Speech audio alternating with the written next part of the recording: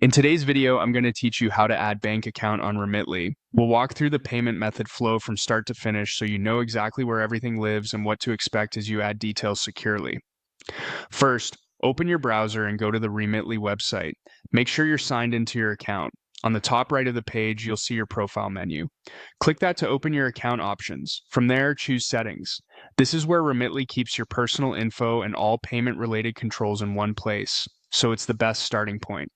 Inside Settings, select Payment Methods. This page lists any existing cards or bank accounts you've already saved and is where you can add a new one. Click Add Payment Method to begin. You'll see options for different types of payment. In this walkthrough, we'll select Card. In many regions, you'll also see an option for bank accounts here. The navigation is the same, so if you're adding a bank account instead, you'd choose that alternative at this step. When the card form opens, carefully type your card number. Enter it exactly as it appears, without spaces if the field removes them for you automatically.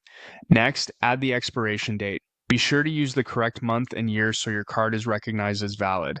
Then enter the security code. This is the 3-digit code on the back of most cards, or 4 digits on the front for certain card types. Type your name exactly as it appears on the card. Matching the name helps prevent verification issues during your first transfer. If you like, add a card nickname.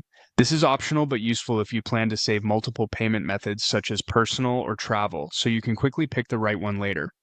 Now review the billing address section. This should match the address your bank or card issuer has on file.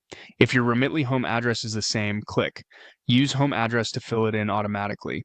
If it's different, enter the correct billing address manually to avoid declines caused by address mismatches. Take a moment to double check everything: number, expiration, security code, name, and address. When it all looks good, click Save. Remitly will store the payment method securely and return you to the Payment Methods page, where you'll see your newly added method listed and ready to use.